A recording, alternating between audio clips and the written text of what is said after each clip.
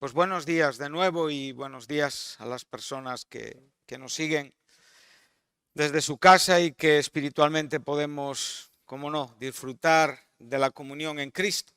Pablo era muy atrevido y dijo inspiradamente, reuníos vosotros y mi espíritu. Y por lo tanto eso daba a entender que él no iba a estar físicamente en esa reunión. Entonces, usando y apropiándonos de las palabras de Pablo, y por supuesto respaldados por la Biblia. Entonces sabemos que aunque haya hermanos, personas que no estén aquí físicamente esta mañana, pues pueden estar congregados con nosotros en una comunión espiritual. Para todos ellos un fuerte abrazo desde aquí, desde la Iglesia Bíblica Reto a la Esperanza en La Coruña.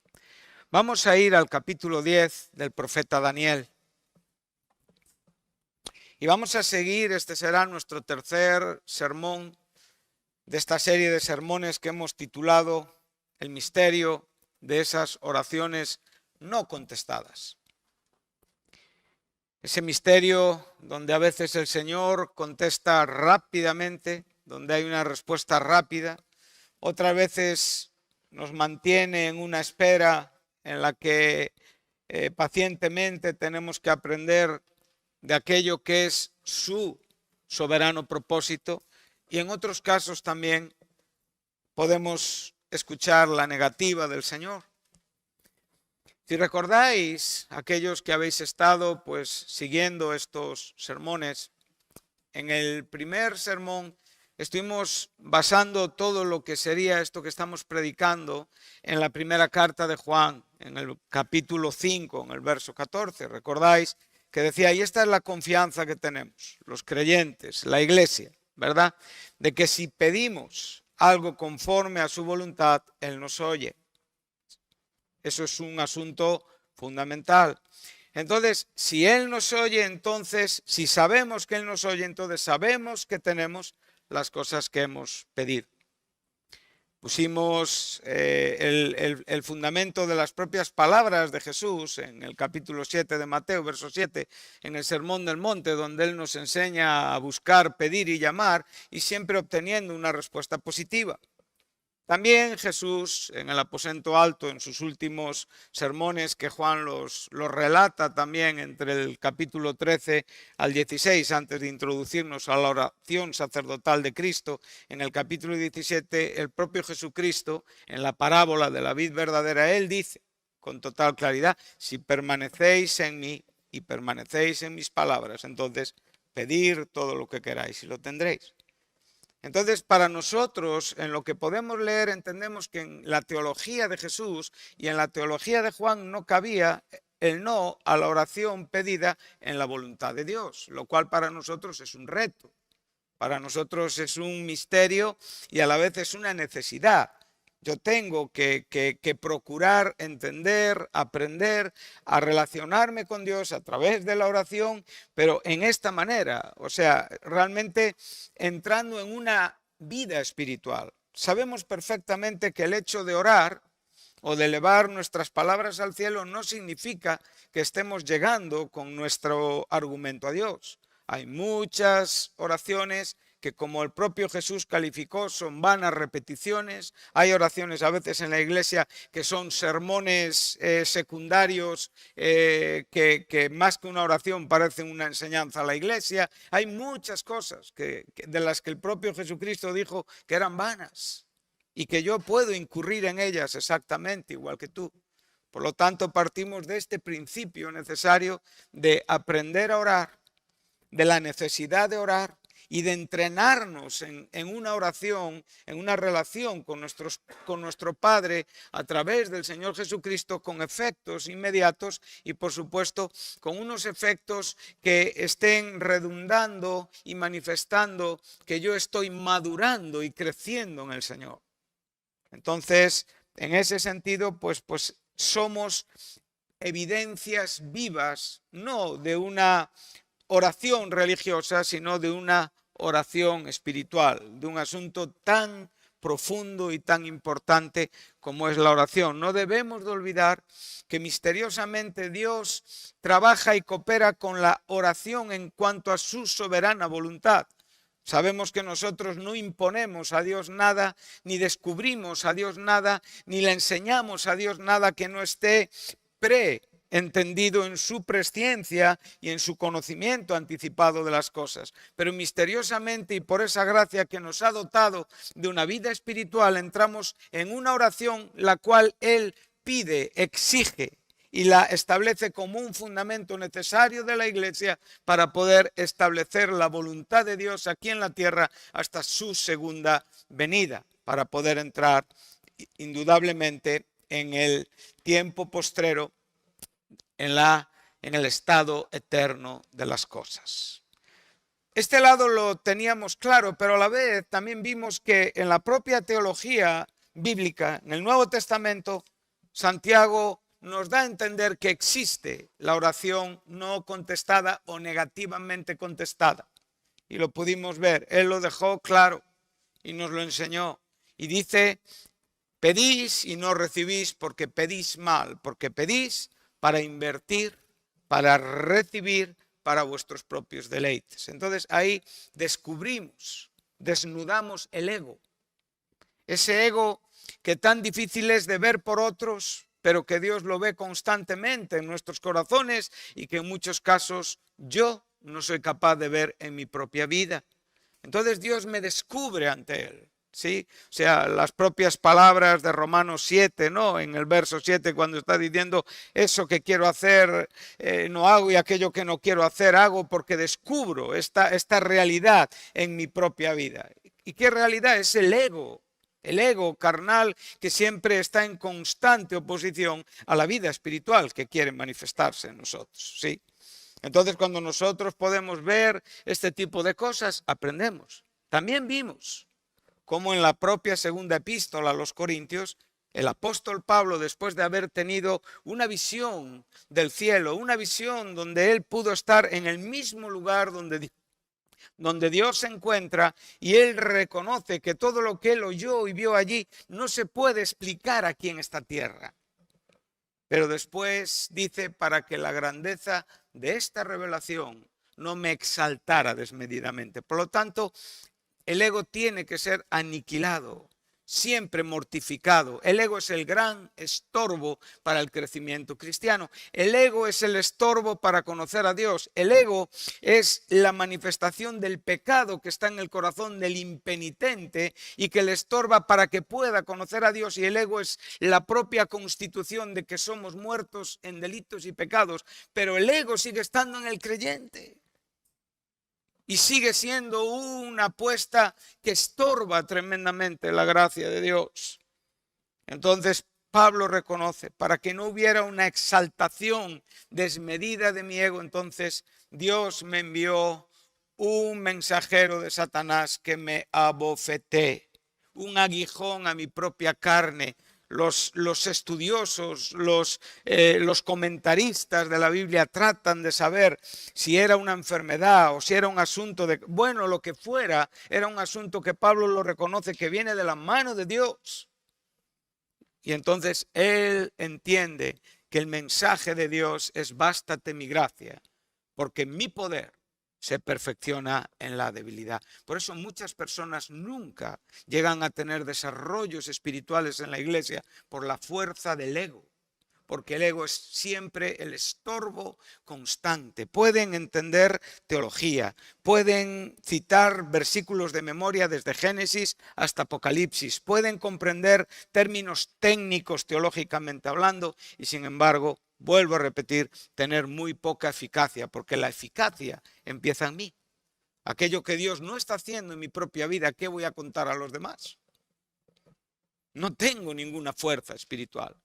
Entonces es ahí cuando podemos empezar a comprender asuntos como lo que se nos enseñaba hoy en el comienzo de esta reunión.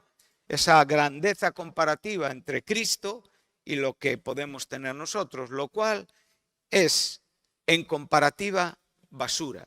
No es una falta de respeto hacia las cosas que en la vida hay, sencillamente que comparadas con Cristo es en lo que ellas concluyen o en la mejor definición que tenemos, aunque la palabra pérdida es exactamente la misma. Pablo usa dos términos para decirnos lo mismo. Y Pablo lo dice en otras maneras. Por ejemplo, en la carta a los Corintios, la segunda epístola 4:17, dice esta leve tribulación, o sea, eso que él estaba padeciendo, esas persecuciones, esas situaciones tan profundas y terribles, ahora los califica de nada. No es nada comparada con la gloria venidera que en nosotros se ha de manifestar. Por lo tanto, como él bien nos enseña, todo este tipo de contradicciones que están tratando con nuestro ego están produciendo en nosotros un cada vez más excelente peso de gloria. Y este es el asunto. O estamos pesando más en la gloria o estamos pesando menos en la gloria. Y esto es algo que cada uno aquí en esta mañana debe de decidir. Es muy personal. Es una vida que tú no puedes, como digo, separar de ti, porque es la vida que está en ti, es la vida que Dios te dio y es la vida con la que partirás de este mundo para presentarte delante de Dios. Entonces, una vez que tenemos estas cosas claras en nuestro propio corazón, pudimos estar el último día en esa gloriosa esperanza que tenemos de desposarnos con nuestro esposo en las bodas del Cordero. Y animamos a la iglesia a ser esa virgen pura y sin mancha, a ser esa virgen que Cristo santificó y lavó por su palabra, a no extraviar nuestros sentidos bajo las sutiles tentaciones de Satanás. ¿Por qué? Porque Cristo quiere presentarse a sí mismo a esta iglesia. Entonces yo, que estoy en esta iglesia, tú que estás en esta iglesia, y si no estás en esta iglesia, estás en buen lugar esta mañana para oír el Evangelio y la invitación de Cristo a esta iglesia por medio de tu arrepentimiento, tu perdón de pecados y la salvación que puedes recibir por su muerte y resurrección en la cruz. Entonces vemos que en este asunto la iglesia tiene responsabilidad. La iglesia es la consorte de Cristo.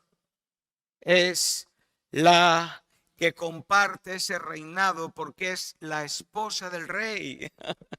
Esta mañana me gustaba esta palabra corregente, ¿sí? Corregente es aquella que correina con el Señor.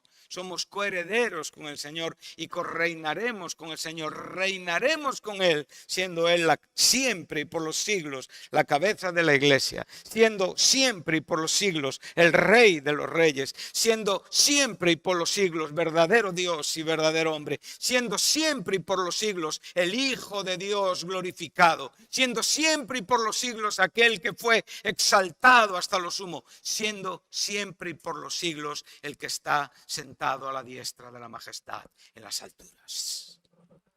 Amén. Pero nosotros correinaremos. Entonces hoy tenemos deberes y esos deberes que tenemos tienen que ver con nuestro ministerio de oración, nuestra intercesión.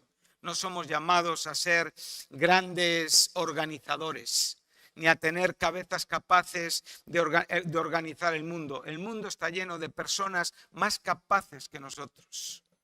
Somos llamados a ser lo que tenemos que ser como iglesia de Cristo. Y este orden es un orden que está aquí dentro. Está aquí dentro. Amén. Ahora vamos a entrar en un contexto maravilloso, el capítulo 10 del profeta Daniel. Yo esta mañana estaba reflexionando y leyéndolo y disfrutando mucho, ¿no?, de todo lo que aquí podemos encontrar. Y hoy vamos a ver la realidad de la batalla espiritual de la oración. Vamos a aprender por el propio contexto bíblico que la oración, aun cuando nosotros estamos aquí en esta tierra orando, la oración tiene sucesivamente y simultáneamente está obrando en dos maneras. Nosotros oramos aquí, pero en el cielo hay un conflicto espiritual entre ángeles buenos y entre ángeles malos. Yo no te puedo explicar muchas cosas porque me superan, me trascienden, pero sé que son verdad porque las leo en la Biblia. Entonces, cuando tú y yo oramos en esta tierra, cuando la iglesia ora en esta tierra, entra en el conflicto espiritual donde los ángeles de Dios, que físicamente no vemos, aunque a veces Dios nos permite ver a personas, están en una guerra espiritual, ¿sí? Y esa guerra espiritual es gloriosa, y esa guerra espiritual nos lleva también a la propia figura de Jesucristo como nuestro sumo sacerdote, como nuestro intercesor por excelencia a la diestra del Dios Padre. Y en medio de todo, todos los decretos eternos, el consejo eterno de Dios, y ahí estamos nosotros orando. Mira si es importante tu oración. Es esta la gran pregunta, ¿oramos así? ¿Entendemos la oración de esta manera? ¿Necesitamos ser más profundos en la oración? Bueno, pues este capítulo de Daniel nos lo va a enseñar y te va a motivar si tu corazón está latiendo. Si tú te estás durmiendo, difícilmente te va a motivar. Pero para aquellos a los que el corazón le late y que la vida de Cristo se quiere abrir paso, porque están contemplando la Biblia y están viendo el rigor, están viendo la seriedad, están viendo esa verdad gloriosa, entonces el corazón va a entender, porque Dios quiere que entendamos. Y Él es bueno con nosotros. Vamos a empezar a leer. Leeremos todo el contexto, lo iremos llevando adelante en una manera, yo creo que con un poquito de rapidez para como digo, estar dentro del tiempo que tenemos. Y comienza así el capítulo 10 del profeta Daniel. En el año tercero de Ciro, rey de Persia, fue revelada palabra a Daniel llamado Beltsasar, y la palabra era verdadera y el conflicto grande, pero él comprendió la palabra y tuvo inteligencia en la visión. Bueno, lo primero que podemos ver en este primer versículo, ya Daniel nos da una visión de todo lo que va a ser el contexto hasta el verso 1 del capítulo 11. Para Daniel es importante darnos una posición cronológica e histórica, lo cual nos abre un poquito más el entendimiento en cuanto a lo que vamos a estudiar aquí juntos. Y observa que lo primero que nos damos cuenta es que entre la visión del capítulo 9, que es la visión de esas 70 semanas, han pasado 2 años. Y ahora estamos ante la última y definitiva visión profética dada por Dios a Daniel, ya que podemos ver que al final del capítulo 12, el verso 13 cierra la voluntad de Dios para con este santo, diciéndole: tú vas hasta el fin. O sea, tú vas a terminar tus días y reposarás y resucitarás para recibir tu herencia, para recibir aquello a lo cual yo como galardonador te he dado a tu corazón por mi gracia misericordiosa. Entonces vemos que han pasado 2 años entre el capítulo 9 y el capítulo 10. Estamos aproximadamente en el año 536, 535 antes de Cristo. Para este tiempo, Daniel tendría unos 92 años. O sea, estamos hablando de que habían transcurrido 2 años desde que se había cumplido las propias palabras citadas por Jeremías del regreso de la cautividad en Babilonia a Jerusalén. Esto es importante, ¿no? Sabemos que el capítulo 9 de Daniel nos enseña que Daniel descubrió el libro de Jeremías y contó los años desde que Jeremías profetizó el regreso de la cautividad. Y vio que se habían cumplido, pero para este momento ya habían pasado 2 años. Daniel no es ningún jovencito. Daniel no es, como digo, una promesa espiritual.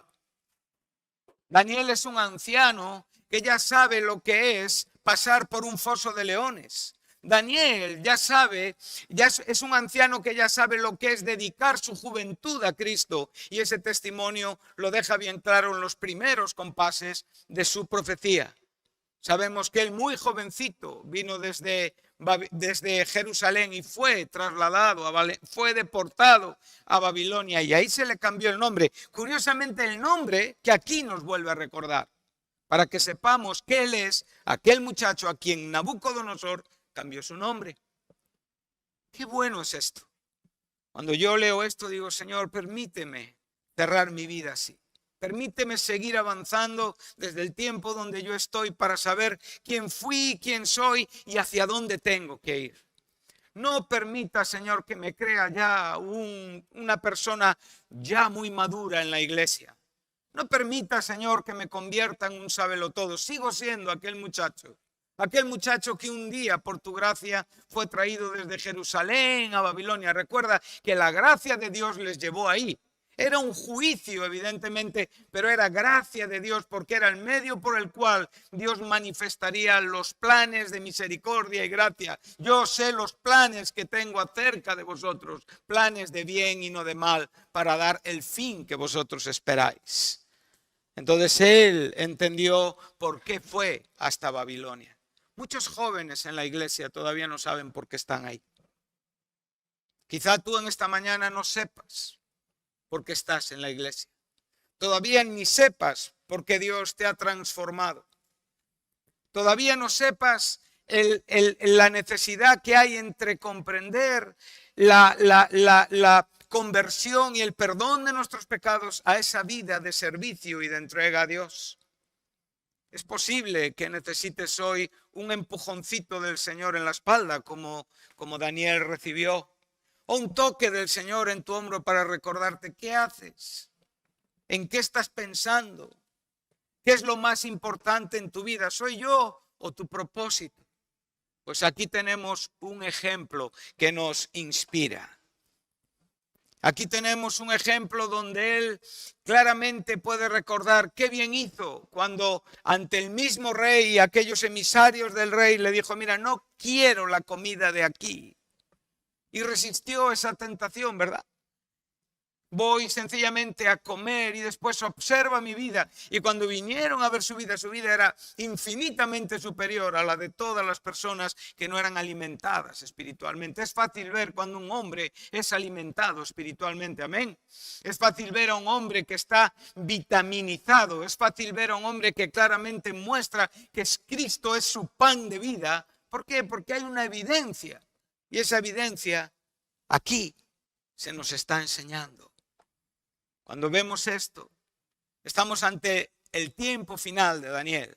Estamos exactamente y podemos trasladarnos a las propias palabras de Pablo cuando le dice a Timoteo, yo ya estoy para ser sacrificado. He corrido la buena carrera, he peleado la buena batalla, he guardado la fe desde el principio en el que el Señor me llamó. Por eso soy quien soy, estoy donde estoy, aunque estoy aquí esperando mi martirio y mi ejecución, aunque estoy solo, Dios está conmigo. Si tú no te das cuenta que Dios está contigo y tiene un propósito para ti, estás sin razón en la iglesia. Y esto puede ser una realidad en la vida de algunos en esta mañana. Por eso esto nos motiva. Por eso esto abre nuestros corazones.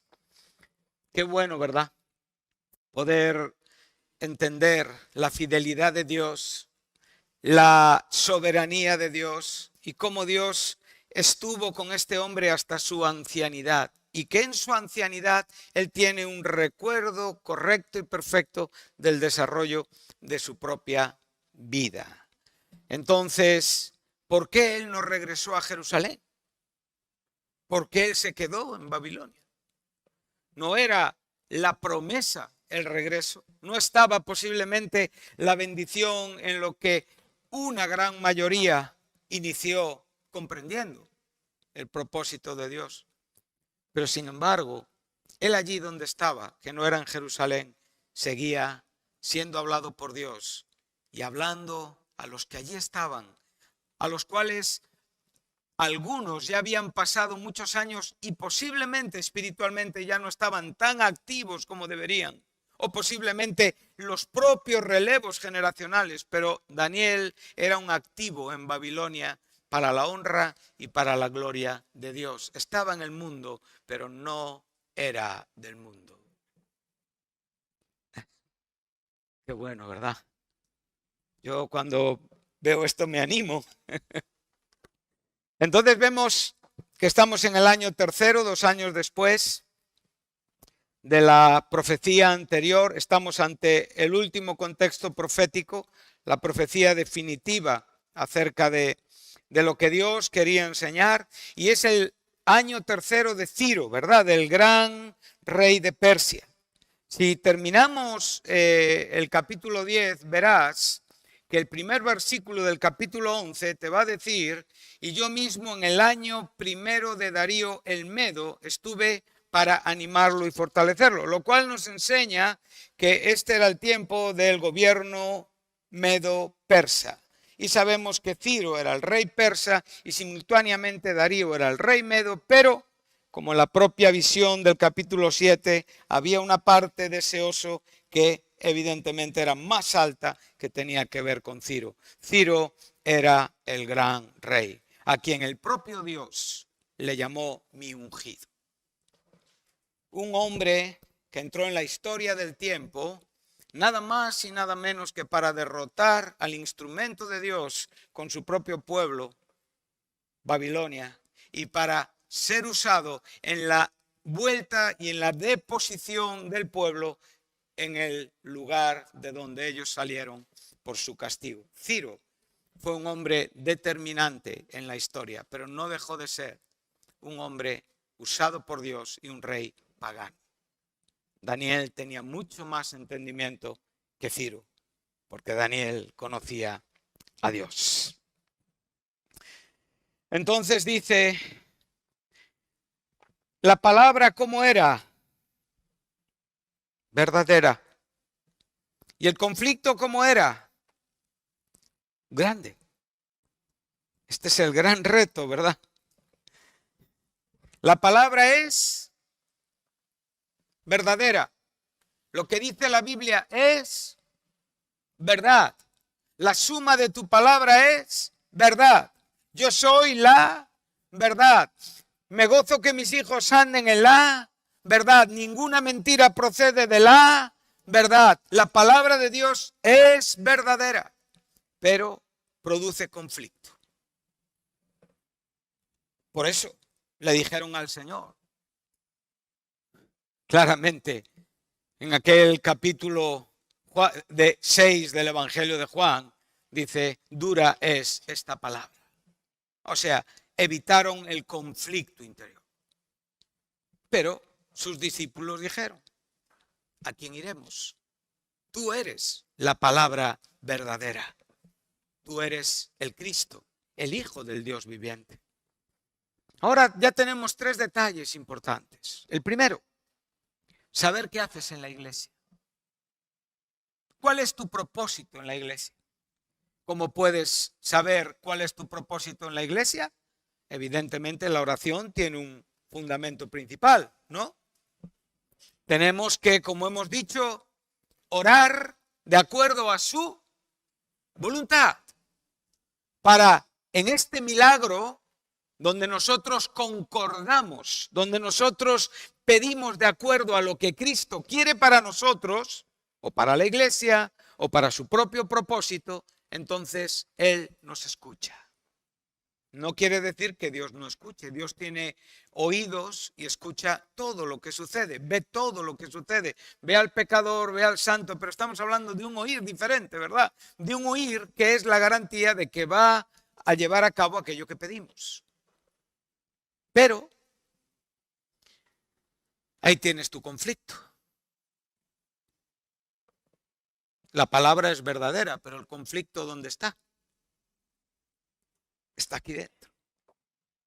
Algunos en esta mañana estarán pensando, ¿dónde está mi futuro? Y no se dan cuenta que es una mentira tan diabólica que les impide crecer espiritualmente. Están todo el día R que R, con la misma historia. Hablas con ellos después de un año y siguen con, es que estoy pensando a ver qué hago, es que estoy decidiendo. No te das cuenta de que es un conflicto que te está dañando, que realmente no estás en ningún lado.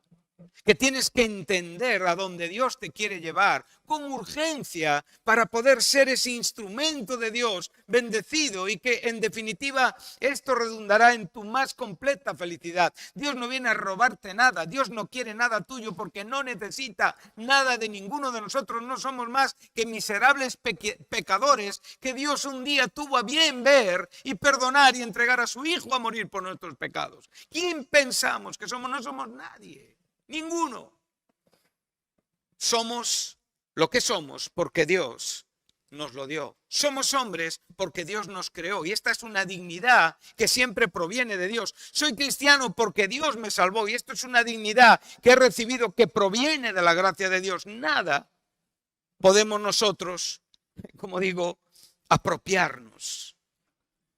Dios no busca. En su mente no está el marearte, en su mente no está el que tú estés todo, no, en su mente está el que tú comprendas quién Él es. Es tan sencillo como que te conozcan a ti, al único Dios verdadero y a Jesucristo a quien tú has enviado. Con esto Jesucristo resumió toda la teología de la Biblia. Pero no es tan fácil. No es tan fácil. Muchas personas tienen el norte perdido en la iglesia. Eso no significa que no sean salvas. Lo son. Pero no saben qué hacer. No tienen visión. No tienen razón. Este anciano de 92 años todavía tenía mucho que decir después de haber dado toda una vida para Dios desde su juventud. Con Cristo no hay jubilación. Con Cristo cada año que pasa es una experiencia gloriosa. Porque estamos como la luz de la mañana que va en aumento. La vida del creyente va aumentando si está enfocado en esta perspectiva. Pero es una buena pregunta que debe de inquietarte. No sé si tu corazón ahora está latiendo o si el Espíritu Santo está confrontando tu vida a través de la palabra que estamos escuchando. Pero sí sé que hay un conflicto en el corazón de todos nosotros ante la palabra. Y si no hay conflicto, entonces no hay palabra. Es mente, únicamente. Qué bueno, ¿verdad? Piensa que este conflicto del cual estamos aquí hablando tiene que ver con la profecía relativa al pueblo de Dios, ya no tanto en su regreso a Jerusalén, porque eso ya Jeremías lo había profetizado y toda profecía hay que demostrarla por el propio cumplimiento. Entonces esa profecía estaba cumplida, el pueblo de Dios había vuelto a Jerusalén. Pero ahora Daniel lo que va a recibir es lo inmediato en cuanto ya no solamente al gran rey Ciro o al rey Medo Darío, sino al imperio griego. O sea, nosotros podemos ver tres imperios, tres gobiernos, tres arges, como se dice en griego. El babilonio, el medo persa, estableciendo el persa como el gobierno glorioso, y lo podemos ver en esa participación que tienen desde Ciro, Darío y Artajerjes, ¿verdad? En el cumplimiento profético de las murallas y la ciudad reconstruida de Jerusalén por Nehemías. Sí, sabemos perfectamente que en ese periodo de 100 años, 3 generaciones fueron regresando. Zorobabel, Esdras, Nehemías. Pero ahora él va a llevar su mente a lo que el pueblo de Dios va a vivir cuando Grecia gobierne el mundo.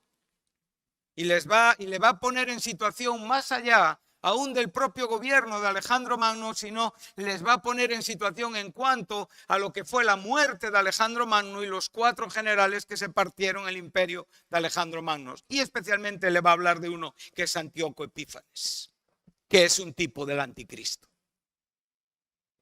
Entonces su profecía va a llegar hasta Antíoco, Pero no es, Antíoco, el fin de la profecía. Observa la grandeza de esta profecía, porque esta profecía va a llevar la mente de Daniel al final de los tiempos, a la tribulación, a lo que será el conflicto entre Israel y el anticristo y la segunda venida de Jesucristo. Mucha información para un momento, ¿verdad? Hay creyentes que después de años en la iglesia, después de 3 versículos, ya están acabados. ¿Estamos preparados para todo esto, hermanos? Queremos extraer, rentabilizar de la Biblia todo el poder informativo, porque Dios te da información al corazón. Pero esa información al corazón va a ser manifestada en la propia vida vívida. Y entonces tú atesorarás, ¿verdad? Entonces Dios te dirá a ti en todas las etapas de tu vida y tú irás hasta el fin. Y tú descansarás y te levantarás para recibir tu heredad. Estás en mis manos. Esta es la gran diferencia entre unos y otros aquí hoy. Es importante lo que hablamos.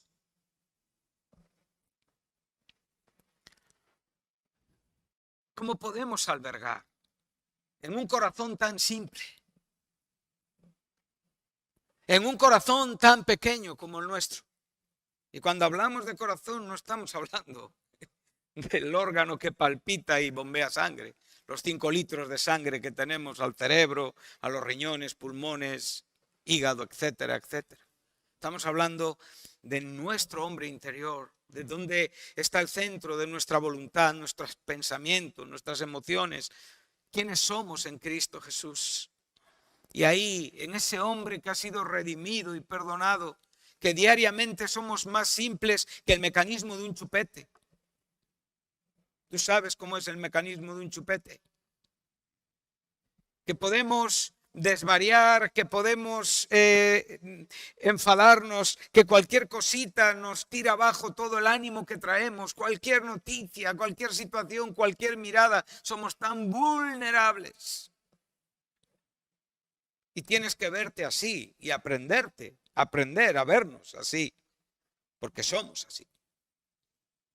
Pero sin embargo, este vaso de barro es capaz de albergar todo el poder informativo del Dios omnisciente en mi corazón.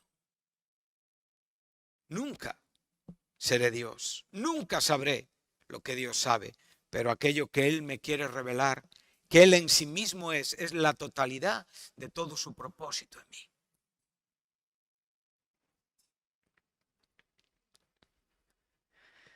Cuando vemos esto, entonces decimos, Señor, ¿cuánto tiempo perdemos en la vida? ¿Qué puedo hacer? Bueno, voy a tomar una agenda y voy a empezar a orar 12 horas cada día. Y de las 12 horas que quedan después voy a leer 6 horas. Voy a tratar de organizarme un protocolo de vida a ver si soy capaz de estar a la altura de esta grandeza. Bueno, quiero decirte que a la altura de esta grandeza nunca vas a estar, porque es la fe la que puede sostenerte delante de esta grandeza. Amén. Entonces déjate de estos proyectos. A mí me encanta ahora en la iglesia, está habiendo, como digo, una cadena de oración. Y a los esposos, a quienes sus esposas le ha tocado las 3, 4, 2, 3, o sea, esos periodos donde nosotros estamos descansando, asistimos a ese movimiento donde nuestra esposa se levanta para orar en ese periodo de tiempo. Esto es maravilloso, es estupendo. Estas cosas dan identidad a la iglesia, como las reuniones, como todo lo que hacemos. Pero esto no puede ser organizado. Esto es tu vida, hijo, es tu vida, hermano. Dios quiere que tú le conozcas. Quiere salvarte. Y quiere que tú llenes tu corazón con esta grandeza. Pero es grande el conflicto. Mira, aquí la palabra conflicto es el término hebreo Saba, de donde viene ese nombre compuesto de Dios, Jehová Shebaot, Jehová de los ejércitos. Se nos habla de una guerra, se nos habla de una situación de gran tensión, de gran envergadura, pero una situación en la que tenemos que comprender dónde estamos nosotros. Esta es nuestra posición. Yo estoy aquí en este momento. Estoy sujeto a un conflicto espiritual. Estoy sujeto a una presión espiritual. Estoy sujeto al juicio de Dios y al juicio de aquellos que me estáis escuchando. Soy consciente de la batalla. No estoy aquí para mostrar cuánto sé. No estoy aquí para contaros historias de la Biblia. No estoy aquí para daros una teología mental. Estoy aquí para ser un instrumento del Señor que humildemente entiende el conflicto espiritual al que nos sometemos cuando estamos en la iglesia delante de nuestros hermanos exponiendo la palabra. Pero este conflicto no es mayor ni menor que el que tú tienes ahí en tu sitio. Es un conflicto donde todos estamos. Por eso no pierdas de vista este conflicto, porque tienes un enemigo que no se cansa ni duerme y que constantemente estará esperando el momento donde tú abras un espacio para sencillamente volverte otra vez para atrás. Y no hay nada más desanimante que cuando estamos casi volver otra vez para atrás. Y otra vez. Y otra vez me encuentro con las mismas cosas. Es una artimaña de Satanás. Dios quiere que tú te veas a ti mismo en el conflicto. Y ese conflicto viene envuelto en todo tipo de experiencias. Puede ser a través de tu propia esposa, con tus propios hijos, con tu propio esposo, con tus propios hermanos, con personas que no son de tu fe. Es un conflicto. Satanás va a usar todos los medios habidos y por haber para llegar a las partes más cercanas de tu corazón, para sencillamente empujarte hacia atrás. Él no quiere que tú avances. Y te va a dar, como digo, justificaciones para creer que tú eres así y que esto es todo lo que hay de Dios para ti y nada más. Pues quiero decirte que no, que para cada uno de nosotros hay mucho de Dios y que Dios quiere que tú albergues su revelación, pero esto, vuelvo a repetir, va a trastornar mucho tu interior. Sí.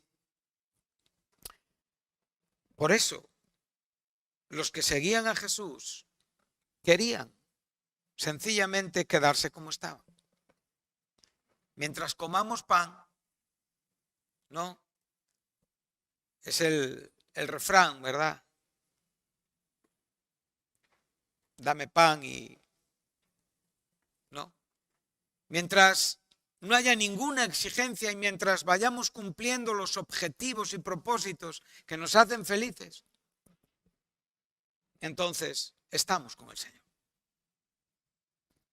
Pero Dios nos ama tanto que no quiere que estemos en estas condiciones. No tienes por qué marcharte de la iglesia.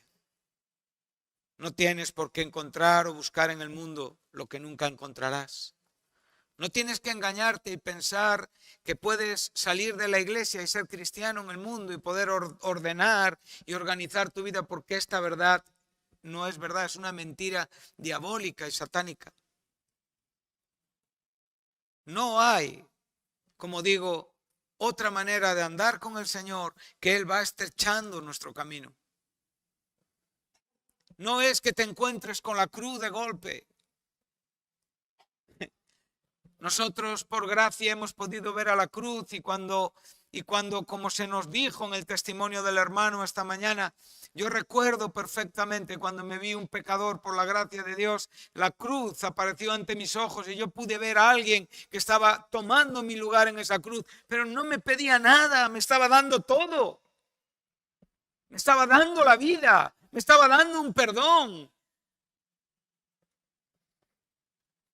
Tú no pienses que Jesús te lleva detrás de él para que cuando llevas unos metros andados con él, entonces él en su astucia de repente saca la cruz y te dice, mira, te he traído hasta aquí para esto. Él no es así. Nosotros cuando nos encontramos con la cruz y retrocedemos y sencillamente no nos disponemos a obedecer lo que la cruz representa cristianamente, no es porque la cruz aparece de golpe, sencillamente porque yo no he cambiado mi andar con el Señor. Cuando Jim Elliot se encontró con la flecha o con la lanza o con el instrumento que terminó con su vida terrenal, para él no fue ninguna sorpresa. Él entendió que su vida era para esto. Morir para vivir. No hay más. Muy sencillo, muy profundo. Es gracia, pero nuestra vida tiene que disponerse. Podemos usar palabras simples, pero hablamos de algo muy profundo. No nos atrevemos, como digo, a explicar lo inexplicable, pero tratamos de hablar de aquello que puede llenar nuestras almas. Sencillamente Jesús te va diciendo constantemente, el camino es estrecho. Y mañana te va a volver a decir, el camino es estrecho. La cruz tienes que llevarla tú, hijo. Te recuerda cada día, estás en pos de mí, andas en pos de mí, quieres seguirme. Recuerda, la cruz está aquí. El camino es estrecho. El camino es angosto, la puerta es estrecha. Perdón. No es nada nuevo. Es lo que aprendo yo hoy, es lo que aprende el cristiano más joven aquí en esta mañana. Y todos estamos aprendiendo igual. La grandeza de Dios, Cristo, la esperanza de la gloria en nuestro corazón. ¿Qué haces en la iglesia? ¿Qué es para ti la iglesia? ¿Un colegio? ¿Es un colegio donde tú eres o yo el profesor? Donde me encuentro con los indoctos e ignorantes a quienes yo les enseño los caminos del Señor por mi buen conocimiento de la Biblia. ¿Es esto la iglesia? Podemos usar la metáfora de un colegio, pero queda muy corta, ¿verdad? Pablo usaba palabras mucho más pesadas, ¿verdad? Es la iglesia, es la casa de Dios, es la iglesia del Dios viviente, es la columna y el baluarte de la verdad. Eso es lo que enseñaba Jesús, es el cuerpo de Cristo. No es un colegio donde cada uno de nosotros buscamos ser profesores de alguien. O buscamos, como decía Pablo, aquellos que siempre están aprendiendo, ¿verdad? Como las viudas, que eran muy volubles y fácilmente abrían sus casas. Dios nos llama mucho más, hermanos. Tengas 60, tengas 50, tengas 70, tengas 20, el Señor quiere darse a conocer en nuestro corazón. Y entonces cuando nosotros albergamos toda esta gloria y de repente la ponemos con nuestra propia existencia, decimos, Señor, qué bueno eres. Tengo una esposa a mi lado. Ya soy padre de un hijo, de 2 hijos. Ya puedo ver andar a mis nietos. Ya puedo ver a mis hermanos. Señor, esta vida ha merecido la pena. pero lo que tú me has dado es mucho más grande que lo que yo tengo o lo que yo he buscado. Entonces el orden se vuelve correcto. La prioridad se vuelve correcta. Y Daniel, el viejo Daniel, podía ser un vaso, podía ser un odre capaz de albergar la gloria de Dios en todo lo que él le estaba diciendo. ¿Verdad? No podemos en un odre viejo poner un remiendo nuevo. El remiendo nuevo tiene que estar en un odre nuevo para que juntos, en la propia dilatación, crecimiento y extensión, generen una vida agradable a Dios. Amén. El conflicto era grande, pero él, ¿quién? Comprendió la palabra y tuvo inteligencia en la visión. Bueno, podríamos terminar aquí, ¿verdad? Un texto es un sermón en sí mismo. Recordamos, y esta confianza tenemos delante del Señor. Sí, que si pedimos algo conforme a su voluntad, Él nos. Y si sabemos que Él nos oye, entonces sabemos que tenemos todas estas cosas que hemos pedido. Recuerda, aquí tenemos a un hombre posicionado, distinguido por Dios, entendido de Dios, un hombre que Dios en su gracia le ha permitido participar y dejar su vida registrada en la bendita palabra de Dios. Un hombre que aprendió a pedir conforme a la voluntad de Dios.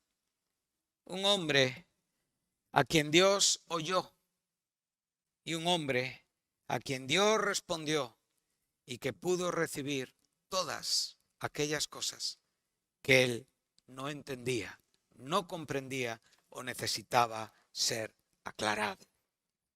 Tanto en la provisión física como en la provisión, mucho más importante, espiritual. Por lo tanto, albergó la verdad, vio que era verdadera, entró en un conflicto, comprendió la palabra y tuvo inteligencia en la visión. O sea, la propia visión y la palabra forman una sola cosa, ¿verdad? O sea, la propia palabra que está recibiendo es la propia visión que él va a estar viendo. Y en este sentido él lo comprende, lo entiende, es un acto cognitivo, ¿verdad? O sea, hay un conocimiento espiritual y a la vez hay una acción inteligente. O sea, el resultado de la comprensión. Versículo 2. No os preocupéis, no vamos a leer los 21 versículos. Podéis descansar. Entiendo que vamos a quedarnos en el versículo 2 y 3 y con esto concluiremos este sermón de esta mañana. Verso 2. En aquellos días yo, Daniel, estuve afligido por espacio de 3 semanas. No comí manjar delicado, ni entró en mi boca carne ni vino, ni me ungí con ungüento hasta que se cumplieron las 3 semanas. Bueno, él ahora ya nos introduce a lo que posteriormente vamos a entender mejor.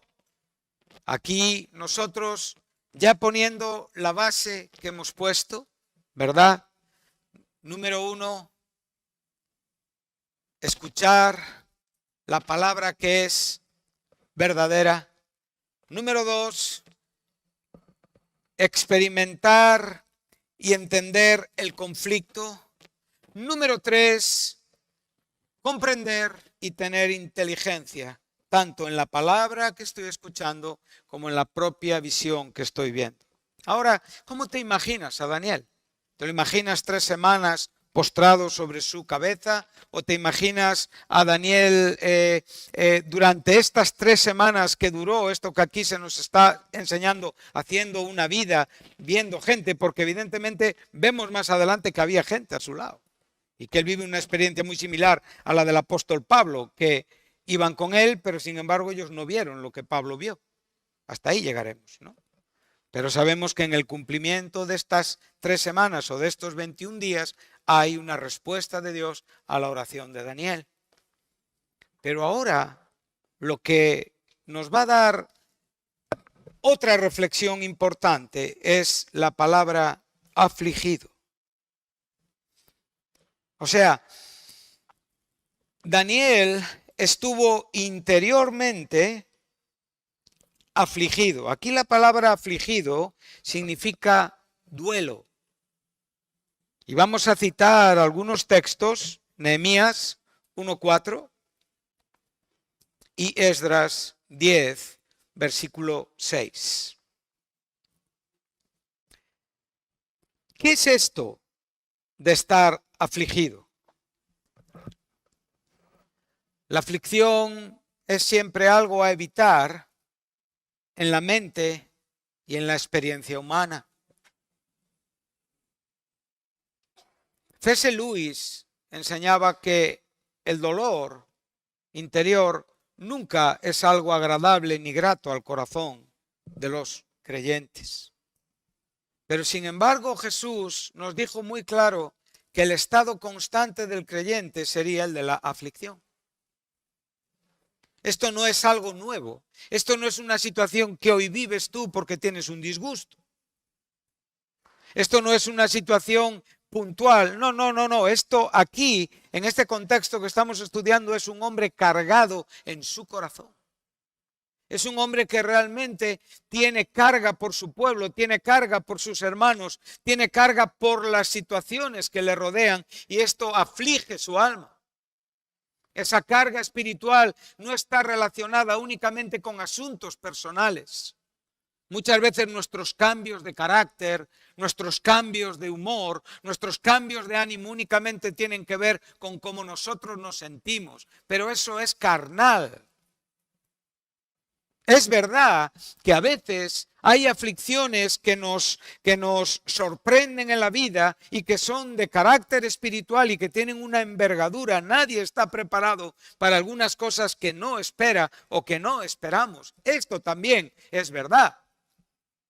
Pero lo que aquí estamos hablando es que el estado normal de un creyente es el de vivir afligido en su corazón por la carga espiritual de las cosas. Cristo vivía así. Los apóstoles vivieron así y los cristianos debemos de vivir así porque Jesús nos dijo, en el mundo tendréis aflicción, pero confiar, yo he vencido al mundo. Por lo tanto, nuestro descanso está en Él. Y ese proceso conflictivo interior donde nosotros encontramos el descanso no es una salida de mi propia idea, es esas palabras que Pablo cita en Romanos 7, miserable de mí, ¿quién me libra de este cuerpo que está en constante conflicto? No solamente con situaciones que manifiestan mi egoísmo, sino también con situaciones de carga espiritual profunda. Entonces podemos decir, en las dos situaciones, aunque el contexto de Romanos 7 tiene que ver con la actividad carnal, gracias doy a Dios por Jesucristo. Nos vale perfectamente. Él es nuestra paz. Él es el que llevó el castigo de mi paz. Él es sobre quien yo puedo echar toda mi ansiedad porque Él cuida de mí. Entonces yo vivo en una aflicción. Primero, porque no pertenezco a este mundo espiritualmente. Segundo, porque soy un ciudadano del cielo. Tercero, porque estoy en un desierto camino de una ciudad a la que me urge llegar y a la que quiero llegar y que es mi mayor deseo. Hay muchas cosas que afligen mi vida y que constantemente contradicen.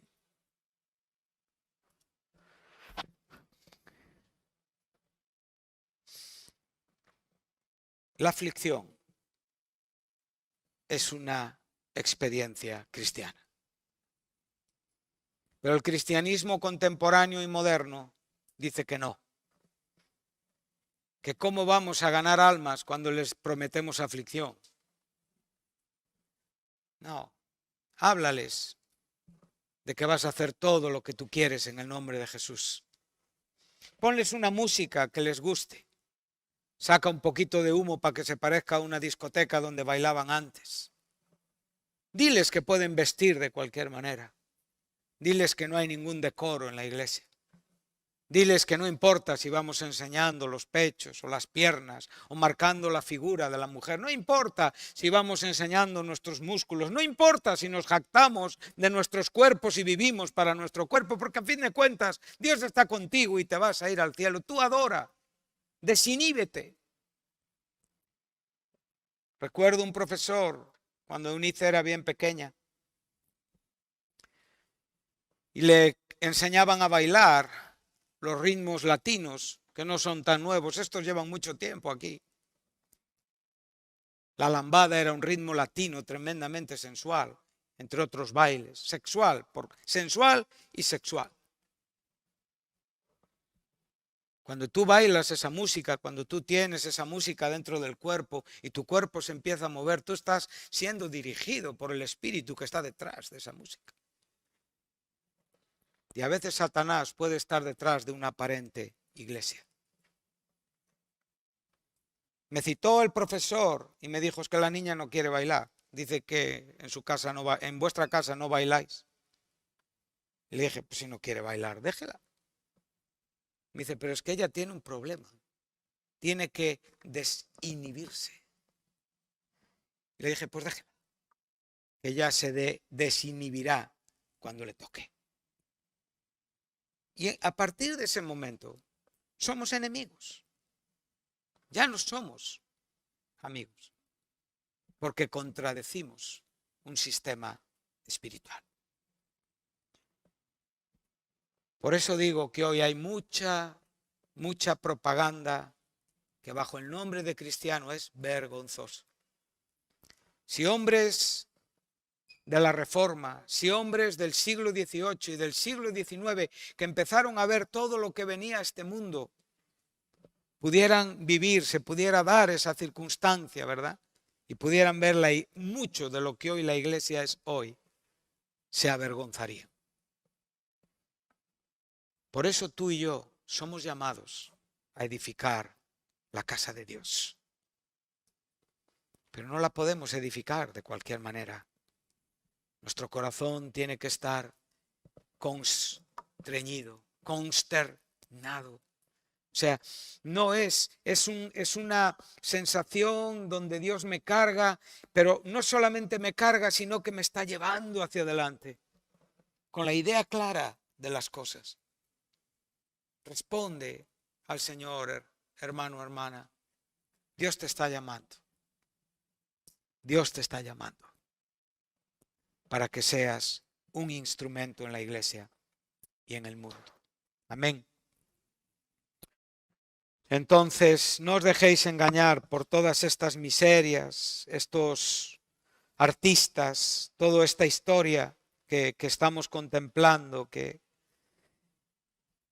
no habla de la verdad bíblica.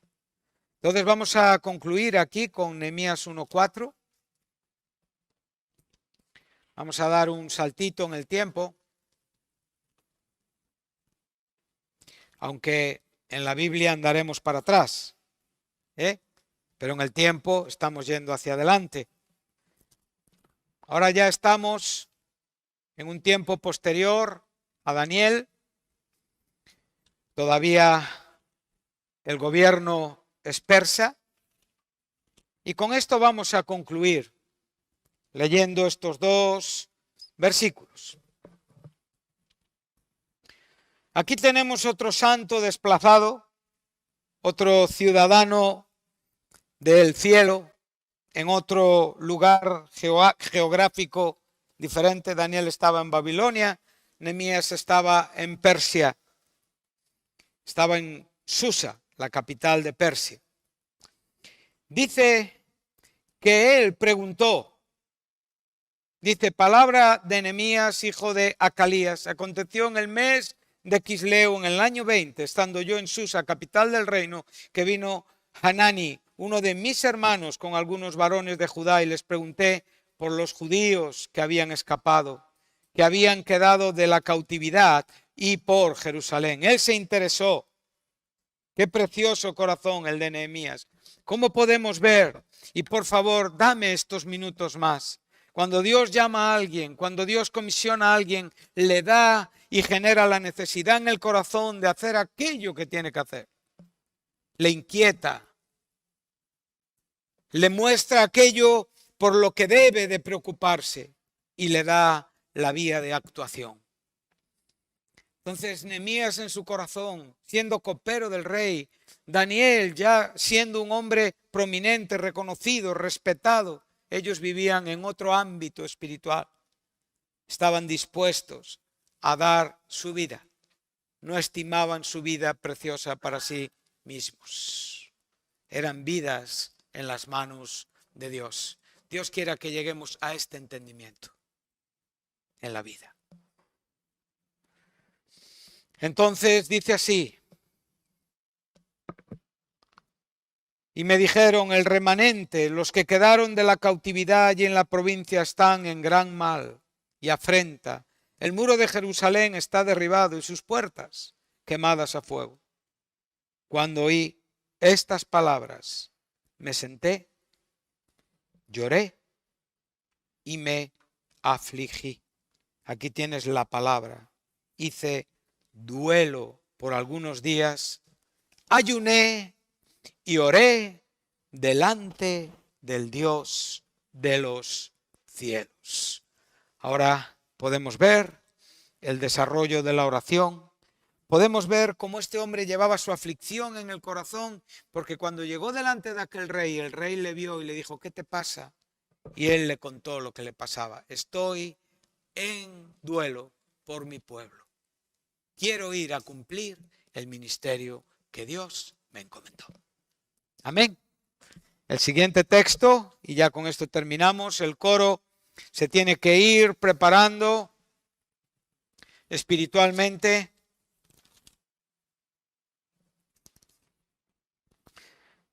Este es la segunda generación. Sabemos que hay un margen de 80, 90 años entre los primeros que regresan de la cautividad hasta Nehemías. Esdras está en el segundo grupo.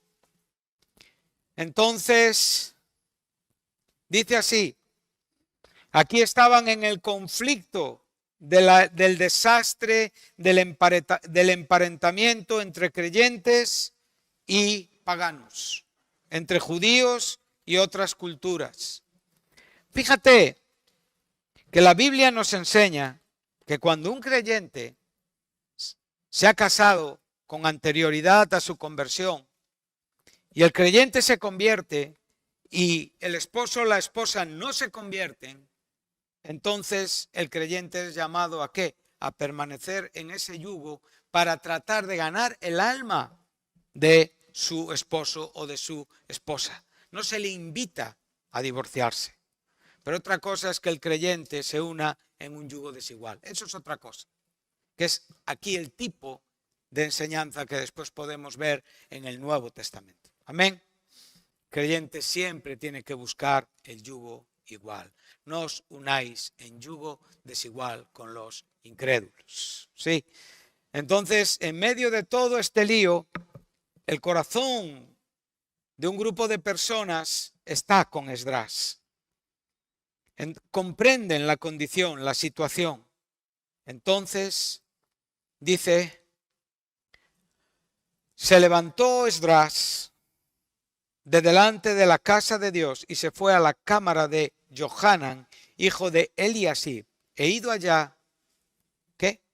No comió pan, ni bebió agua, porque se entristeció a causa del pecado de los del cautiverio. Volvemos a ver exactamente lo mismo. Un dolor en el corazón por aquellas cosas que en el ambiente tienen que cambiar. Por lo tanto, si tú quieres servir en la iglesia, prepara tu corazón para estar constantemente afligido por aquellos por quien Dios se interesa y a quienes Dios ama. Por eso digo, vivirás el mayor y el mejor de los descansos, pero también recuerda que estarás en un constante conflicto. Por eso, como digo, muchas personas no quieren esta vida, quieren otro tipo de cristianismo. Pero yo te animo a que puedas en esta mañana recibir esta comisión. La palabra que es verdad, el conflicto que la palabra trae por fe, entiende que Dios va a ayudarte. La comprensión y la inteligencia aplicada y por supuesto los ejemplos prácticos de Daniel, de Nehemías, de Esdras y de muchos otros en el Nuevo Testamento y de hombres, como digo, hasta el día de hoy. Amén. Entonces hasta aquí, en esta mañana, aquí terminamos nuestro sermón con la ayuda de Dios. Hemos hecho lo que hemos podido y el Señor espero que haya hecho lo que Él ha querido. Entonces, mientras el coro se prepara, despedimos a nuestros hermanos y hermanas que están en sus casas siguiéndonos y les agradecemos su fidelidad y por supuesto a vosotros, gracias también, gracias.